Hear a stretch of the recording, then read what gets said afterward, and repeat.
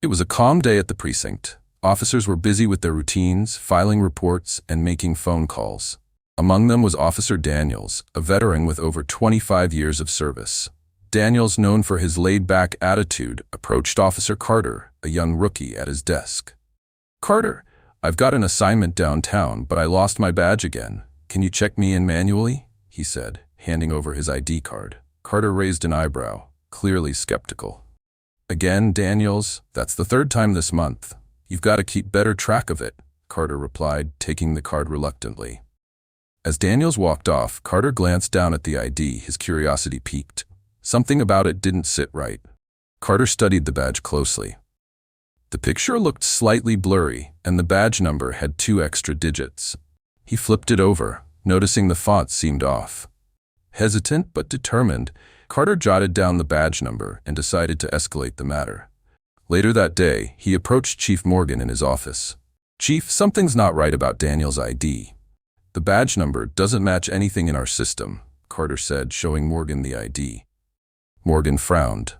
"Daniels? He's been with us for decades. Are you sure?" Carter nodded, his gut telling him he wasn't wrong.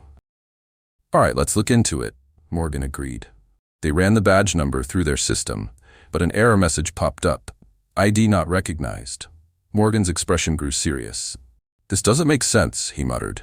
The next day, Morgan confronted Daniels in front of the entire precinct. "Daniels? My office. Now," he barked, holding up the suspicious ID.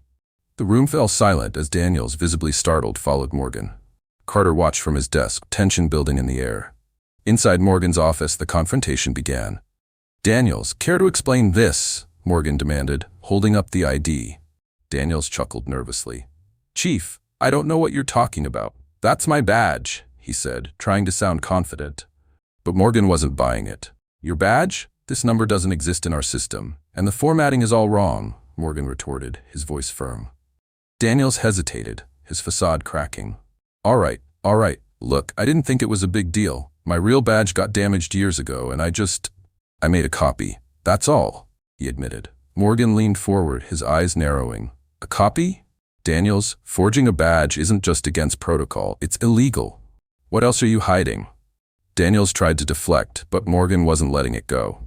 "Carter, get in here," Morgan called out. When Carter entered, Morgan instructed him to run a full background check on Daniels. Daniels grew defensive. "What? Chief, you don't need to do that," he protested. But it was too late. Over the next few hours, Carter combed through Daniels' records. What he found was alarming: missing case evidence, unfiled reports, and suspicious overtime claims stretching back 5 years. Carter shared the findings with Morgan, who shook his head in disbelief. "The deeper we dig, the worse it gets," Morgan muttered. The next morning, Morgan called a precinct-wide meeting.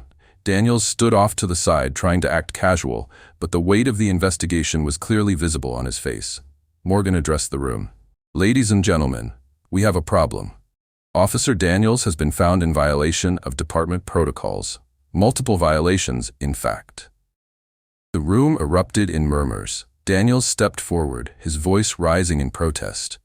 "This is ridiculous, Chief. You're making me look like a criminal in front of everyone." Morgan pointed at him, his tone sharp. "Because that's exactly what you've been acting like. We found falsified overtime claims, missing evidence from active cases, and a forged badge. You betrayed this department." Daniels tried to defend himself. "I didn't mean for it to go this far. I needed the money," he confessed. But Morgan wasn't moved. "You're done here," he said firmly. Daniels was escorted out of the station, his head hanging low. The room was silent as everyone watched him leave.